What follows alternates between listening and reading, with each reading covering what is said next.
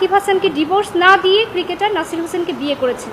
তাদের এই সম্পর্কটা অবৈধ এবং ক্রিকেটার নাসির হোসেন ব্যভিচারের সম্পর্ক স্থাপন করেছেন এবং অন্যের স্ত্রীকে নিয়েছেন এবং তাদের মানহানি হয়েছে। তিনি রাকিব হাসানের সাথে হোটেল লা মেরিডিয়ান হোটেলে স্বামী স্ত্রী হিসেবে ছিলেন এবং হোটেল লা মেরিডিয়ান হোটেলের পরিচালক লেফটেন্যান্ট কর্নেল মকবুল কাদের তিনি এসেও আদালতে সাক্ষী দিয়েছেন। শুধুমাত্র ক্রিকেটার নাসির হোসেনের সাথে উনি একটি অবৈধ সম্পর্ক গড়ে তুলেছেন এবং তাকে বিয়ে করেছেন হাজব্যান্ডকে ডিভোর্স না দিয়েই।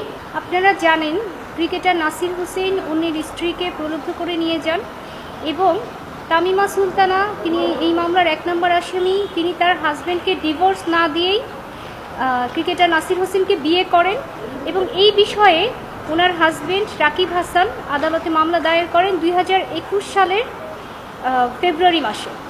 পরবর্তীতে আদালত ওই মামলাটি পিবিআইকে তদন্তের নির্দেশ দেয়।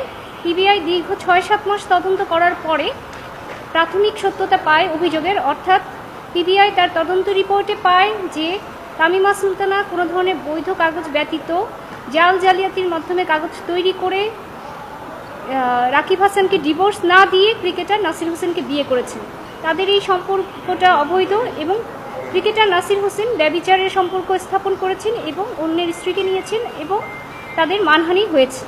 এই তদন্ত রিপোর্ট পরবর্তীতে কোর্ট আমলে গ্রহণ করেন এবং 4 শুনানির জন্য দিন ধার্য করেন।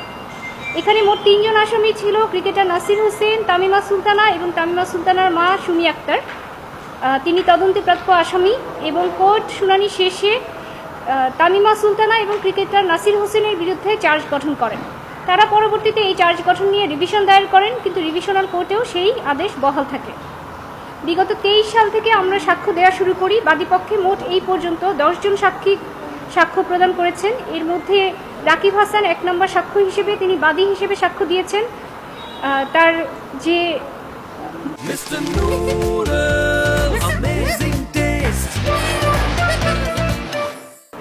রূপা আক্তার, লিটন হাওলাদার এবং পরবর্তীতে তাদের যে একমাত্র কন্যা সন্তান তুবা, তিনি তার মায়ের বিরুদ্ধে সাক্ষী দেন আদালতে এবং এই শিশু সন্তান তুবা তিনি স্পষ্ট বলেন যে কিভাবে কোথায় গিয়েছিল, তাদের মধ্যে সম্পর্ক ছিল এবং স্বামী স্ত্রী সম্পর্ক বিদ্যমান ছিল। যদিও তামিমা সুলতানা 2016 সালে ডিভোর্স দিয়েছে বলে দাবি করেন এবং তার ডকুমেন্ট তৈরি করেন, কিন্তু 2017, 18, 19, 20 সবসময়ই তিনি স্বামী স্ত্রী সম্পর্ক বজায় রেখেছেন। ওনারা যে বাসায় ভাড়া থাকতেন সেই বাসার বাড়িওয়ালা এসে সাক্ষী দিয়েছেন যে ওনারা একসাথে ভাড়া থাকতেন এবং চেয়ারম্যান এসে সাক্ষী দিয়েছেন যে চেয়ারম্যানের, যেহেতু আপনারা জানেন আইনের নিয়ম হচ্ছে একটা কপি যাকে ডিভোর্স দিবে তাকে দিবে, অর্থাৎ হাজব্যান্ডকে দেওয়ার কথা, এবং আরেকটা কপি চেয়ারম্যান বরাবরে পাঠানোর কথা।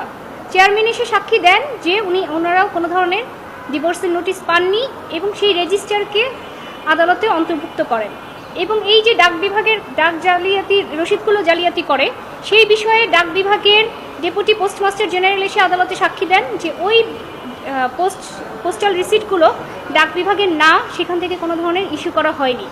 এবং শুধু তাই না, তিনি রাকিব হাসানের সাথে হোটেল লা মেরিডিয়ান হোটেলে স্বামী স্ত্রী হিসেবে ছিলেন এবং হোটেল লা মেরিডিয়ান হোটেলের পরিচালক লেফটেন্যান্ট কর্নেল মকবুল কাদের তিনি এসেও আদালতে সাক্ষী দিয়েছেন।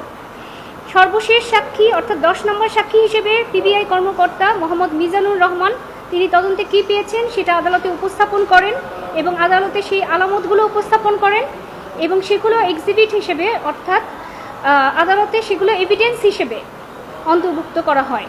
আজকে এই মামলার সর্বশেষ সাক্ষীর সাক্ষ্য অনেক দিন ধরেই চলমান ছিল, আজকে সেটা জেরা কমপ্লিট হয়েছে, অর্থাৎ আমাদের পক্ষ থেকে 10 জন সাক্ষীর সাক্ষ্য সমাপ্ত হয়েছে। আদালত আগামী 28/4/2025 আসামি পক্ষকে এক্সামিন করার জন্য দিন নির্ধারণ করেন। আমরা প্রত্যাশা করি শীঘ্রই আমরা ন্যায় বিচার পাব। আজকে যিনি সাক্ষী ছিলেন তিনি ছিলেন পিবিআই কর্মকর্তা মোহাম্মদ মিজানুর রহমান, যিনি এই মামলাটি তদন্ত করেছেন।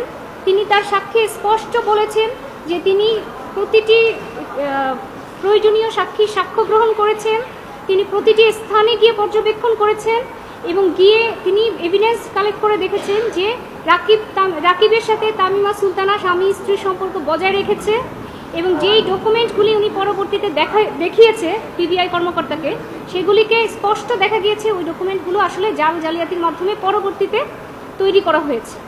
অর্থাৎ রাকিব হাসানের সাথে তামিমা সুলতানার সবসময়ই স্বামী স্ত্রী সম্পর্ক বজায় ছিল, শুধুমাত্র ক্রিকেটার নাসির হোসেনের সাথে উনি একটি অবৈধ সম্পর্ক গড়ে তুলেছেন এবং তাকে বিয়ে করেছেন হাজব্যান্ডকে ডিভোর্স না দিয়েই, যার ফলে বাংলাদেশের আইন অনুযায়ী এবং ইসলামী শরিয়া আইন অনুযায়ী একজন নারী যদি ডিভোর্স না দিয়ে অথবা তার হাজব্যান্ড যদি মারা না যান তাহলে তিনি আরেকটি বিবাহ করতে পারেন না। যেহেতু তিনি সঠিকভাবে ডিভোর্স দেননি, অতএব তিনি এই যে সম্পর্কটা অর্থাৎ ওনার পরবর্তী বিবাহটা, সেই বিবাহটা আসলে অবৈধ বিবাহ এবং তিনি এই সম্পর্কটা রেখেছেন। এক্ষেত্রে তিনি আসলে সবার সাথেই প্রতারণা করেছেন। সবচেয়ে বেশি এই বিষয়ে ক্ষতিগ্রস্ত হয়েছে তাদের একমাত্র কন্যা তুবা, যে এখনও মানসিকভাবে বিপর্যয়ের মধ্যে আছে তার মায়ের এই ঘটনায়, এবং তার সাথে তার মায়ের কোনো যোগাযোগ এখন পর্যন্ত নেই, কখনো চেষ্টাও করেন। তো উনি বিষয়গুলি তুলে ধরেছেন। সত্য ঘটনা আমরা আদালতে উপস্থাপন করেছি, সাক্ষী দিয়েছি। এমনকি তামিমা সুলতানা যে রাকিবের সাথে সংসার করে গেছেন সেই সময়কার যেই ছবিগুলো, তাদের বাড়ি ভাড়ার চুক্তি এবং অন্যান্য এভিডেন্সও আমরা আদালতে দাখিল করেছি এবং সাক্ষ্য প্রমাণ হিসেবে এক্সিবিট করেছি। তো আমরা অবশ্যই প্রত্যাশা রাখি যে এটার একটা দৃষ্টান্তমূলক শাস্তি হবে এবং আদালতে ন্যায় বিচার প্রত্যাশা করি আমরা। আইনে আছে যদি একজন নারী ডিভোর্স না দিয়ে আরেকজনকে বিয়ে করেন সেই ক্ষেত্রে 7 বছর পর্যন্ত সাজা হতে পারে। উপরন্ত উনি এই ডিভোর্সের ঘটনাটা দেখাতে গিয়ে যে জালিয়াতি করেছেন, অর্থাৎ 468 এবং 471 ধারায় যে অপরাধগুলো করেছেন বাংলাদেশের সরকারের পোস্টাল রিসিপ্ট নিয়ে, সেগুলোতেও ওনার 7 বছরের সাজা হতে পারে। মামলা প্রমাণিত হলে তাদের 7 বছর করে সাজা হতে পারে, সেটা একসাথে হতে পারে, কনকারেন্টলি আর কনজিকিউটিভ একের পর এক। এটা আসলে আদালত নির্ধারণ করবে যে কত বছর কিভাবে কি হবে। আর ক্রিকেটার নাসির হোসেনের বিরুদ্ধে 2টি সেকশনে চার্জ আছে, 497 ধারা এবং 498 ধারা। এই সেকশনগুলো মূলত ব্যভিচার এবং অন্যের স্ত্রীর সাথে সম্পর্ক রাখা নিয়ে, সেগুলিতে 5 বছর করে এবং আরেকটাতে 3 বছরের শাস্তির কথা বিধান রয়েছে। মামলাটা তামিমা সুলতানার বিরুদ্ধে 494, 468 ও 471 ধারায় চার্জ গঠন করা হয়েছে, আদালত চার্জ গঠন করেছে, এবং নাসির হোসেনের বিরুদ্ধে 497 ও 498 ধারায় আদালতে চার্জ গঠন হয়েছে।